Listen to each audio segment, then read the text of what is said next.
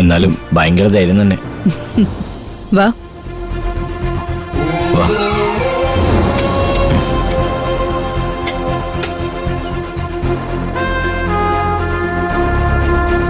എന്റെ മമ്മി എന്റെ പേരിൽ എഴുതി വെച്ച ബംഗ്ലാവാ. ഞങ്ങളിവിടെ വല്ലപ്പോഴേ വരാറുള്ളൂ. നിങ്ങൾക്ക് ഇവിടെ ധൈര്യമായിട്ട് താമസിക്കാം.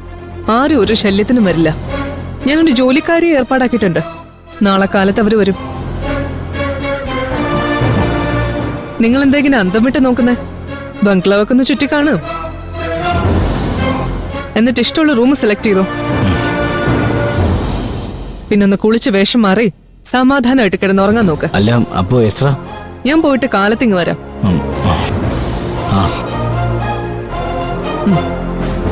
ശരി എന്നാ.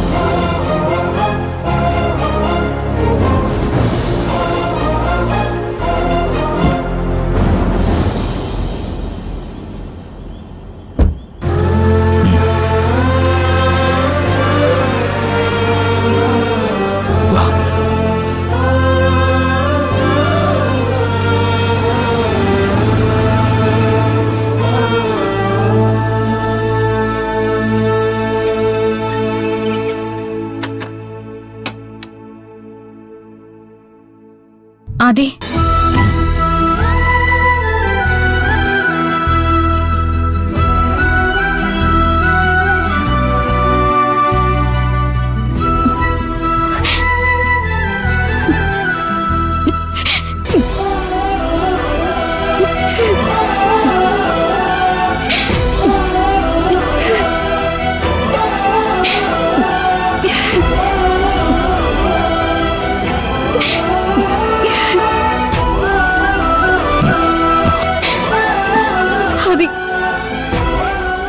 എന്നോട് പൊറുക്കണം.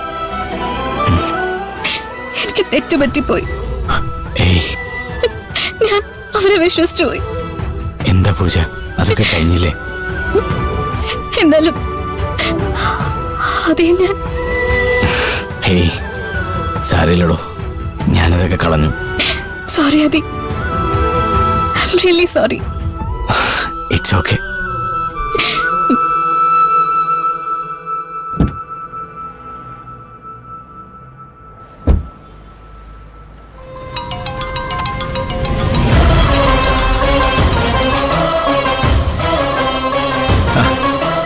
എന്താടി, നിനക്ക് ഈ നമ്പറൊക്കെ അറിയോ?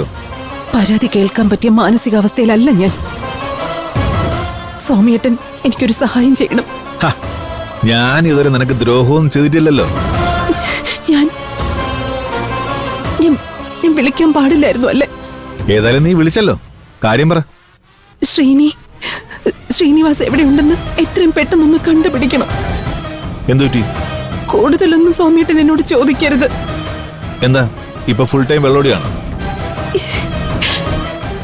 നീ അയാൾക്ക് മനസ്സമാനം കൊടുക്കുന്നുണ്ടാവില്ല. എന്റെ കുറ്റം കേൾക്കാനല്ല ഞാൻ വിളിച്ചത്. പിന്നെന്തിനാ അയാളുടെ കുറ്റം കേൾക്കാനോ? എടി, ഞാൻ പറയുമ്പോ നിനക്കിഷ്ടപ്പെടില്ല എന്നെനിക്കറിയാം. പക്ഷേ ഒരു കൂടപ്പിറപ്പെന്ന നിലയിൽ എനിക്ക് പറയാതിരിക്കാൻ പറ്റില്ല. ഇതെല്ലാം നിന്റെ പിടിപ്പുകേട് കൊണ്ട് മാത്രം സംഭവിച്ചതാ. പെണ്ണ് കൈവിട്ടു പോയതും ശ്രീനി ഈ അവസ്ഥയിലായതും എല്ലാം നിന്റെ ഒറ്റൊരാളുടെ അഹങ്കാരത്തിന്റെ ഫലമാണ്. ശരി, ഞാൻ സമ്മതിച്ചു. നീ സമ്മതിച്ചേ പറ്റൂ. എടി, അവൾ തിരിച്ചു വരുമ്പോ അതിന് ഏത് കണ്ടീഷനിലാണെങ്കിലും ജീവൻ അവൾക്കൊരു ജീവിതം കൊടുക്കുന്നു ഞാൻ നിനക്ക് വാക്ക് തന്നതല്ലേ? എന്നിട്ട് നീ അനുസരിച്ചോ? അത് പോട്ടെ, നാളെ എന്തെങ്കിലും ഒരു കാലത്ത് അവളെ തിരിച്ചു കിട്ടുമ്പോ അവക്കും ജീവനും നല്ലൊരു ജീവിതം ഉണ്ടായി കാണാൻ ഞാൻ അന്ന് ആ ഹോസ്പിറ്റൽ പ്രോജക്ട് പറഞ്ഞപ്പോ നീ എന്താ പറഞ്ഞേ? നീ വലിയ സത്യവതിയാണെന്ന്, അഴിമതിക്ക് കൂട്ടു നിൽക്കാൻ പറ്റില്ലെന്ന്. ഇതൊന്നും കേൾക്കാൻ പറ്റിയൊരു മാനസികാവസ്ഥയിലല്ല ഞാനിപ്പോ. പറ്റുമെങ്കിൽ എന്നെ ഒന്ന് സഹായിക്കണം, അല്ലെങ്കിൽ എന്നെ എഴുതി തള്ളു. നിന്നെ എഴുതി തള്ളാത്തത് കൊണ്ടല്ലേ നീ വിളിച്ചപ്പോ ഞാൻ ഫോൺ എടുത്തത്.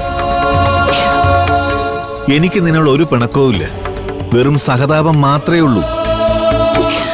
ജീവനും പൂജയും തമ്മിലുള്ള കല്യാണത്തിന് നീ സമ്മതിച്ച നമുക്കിടയിലുള്ള എല്ലാ പ്രശ്നങ്ങളും തീരും. കല്യാണം കല്യാണം കല്യാണം വല്ലവന്റെയും കൂടെ കഴിഞ്ഞ പെണ്ണിനെ നിങ്ങൾക്ക് എന്തിനാ? അവളെ വല്ലവന്റെയും കൂടെ കഴിഞ്ഞുവെന്ന് നീ തന്നെ അങ്ങ് തീരുമാനിച്ചു അല്ലേ? നീയൊക്കെ എവിടത്തെ അമ്മയാടി? വെറുതെ അല്ല അവൾ ഒരിക്കലും മടങ്ങി വരാത്തത്. നിന്റെ ഈ ആറ്റിറ്റ്യൂഡ് അവക്ക് നന്നായിട്ടറിയാം. കുറ്റം പറയാനും സ്നേഹിക്കാതിരിക്കാനും കാരണം നോക്കി നടക്കുന്ന നിന്നെക്കാൾ ഭേദം ഏതോ ഒരുത്തനാണെന്ന് അവൾ തീരുമാനിച്ചതിൽ എന്താ തെറ്റ്? തെറ്റല്ല എന്റേതാണെന്ന് ഞാൻ പറഞ്ഞില്ലേ? അബദ്ധം പറ്റി ഇപ്പൊ വിളിച്ചതും എന്റെ തെറ്റാ. ഇപ്പൊ സമാധാനായില്ലേ? ആയില്ല. നീ ഇങ്ങനെയൊക്കെ ചിന്തിക്കാൻ കാരണം എന്താണെന്ന് കൂടി അറിഞ്ഞാ കൊള്ളാം. അതെന്തിനാ ഞാൻ ഏട്ടനോട് പറയുന്നേ? എന്റെ മനസാക്ഷിക്ക് ചേരാത്ത ഒരു കാര്യവും ഞാൻ ഇന്ന് വരെ ചിന്തിക്ക കൂടി ചെയ്തിട്ടില്ല. നാളെ ഇനി അഥവാ പൂജ മടങ്ങി വന്നാലും എന്റെ ഉറച്ച തീരുമാനം ഇത് തന്നെയായിരിക്കും. എന്ത്? ഏതോ ഒരു അലവലാതി ചെക്കന് അവളെ കൈപിടിച്ചു കൊടുക്കാനോ? ഇപ്പൊ ഏതായാലും അവള് മടങ്ങി വന്നിട്ടില്ലല്ലോ. വരുമ്പോ ആലോചിക്കാം. അറിയാതെ ഏട്ടനെ വിളിച്ചു പോയതില് മാപ്പ്. ഓ, അവിടെയും കുറ്റക്കാരൻ ഞാനായി. എനിക്കിത് കിട്ടണോടി. നിനക്ക് 10 വയസ്സുള്ളപ്പോഴാ നമ്മുടെ അമ്മ മരിക്കുന്നത്. അച്ഛനെ കണ്ട ഓർമ്മ നമുക്ക് രണ്ടുപേർക്കും ഇല്ല. അന്ന് നിനക്ക് ഞാൻ ചേട്ടച്ചനായിരുന്നു, നീ എനിക്ക് അനിയത്തി മോളായിരുന്നു. ഏട്ടാ പ്ലീസ്, ഈ സെന്റിമെന്റ്സ് ഒന്നും കേൾക്കാൻ പറ്റിയ മാനസികാവസ്ഥയിലല്ല ഞാനിപ്പോ. നല്ല മനസ്സുണ്ടെങ്കിൽ എന്നെ ഒന്ന് സഹായിക്ക്. പറയാൻ മറ്റൊരാളില്ലാത്തതുകൊണ്ടാ. ശ്രീനി ഇവിടെ നിന്ന് പോയത് ആകെ വട്ടുപിടിച്ച. എവിടെയെങ്കിലും പോയി എന്തെങ്കിലും അതിക്രമം കാണിക്കുന്നതിന് മുൻപ് പറ്റുമെങ്കിൽ ഒന്ന് കണ്ടുപിടിച്ചതാ. ശ്രീനി പിണങ്ങി പോകുന്നത് ആദ്യമായിട്ടൊന്നും അല്ലല്ലോ. കള്ളിറങ്ങുമ്പോ താനേങ്ങ് മടങ്ങി വരും. പിന്നെ ഞാൻ അന്വേഷിക്കാത്തതിന്റെ കുഴപ്പം വേണ്ട, അന്വേഷിക്ക. എത്രയൊക്കെ നീ തള്ളി പറഞ്ഞാലും ഞാൻ നിന്റെ ആംഗിളായി പോയില്ലേ? ആ ശരിയടി, നീ വച്ചോ.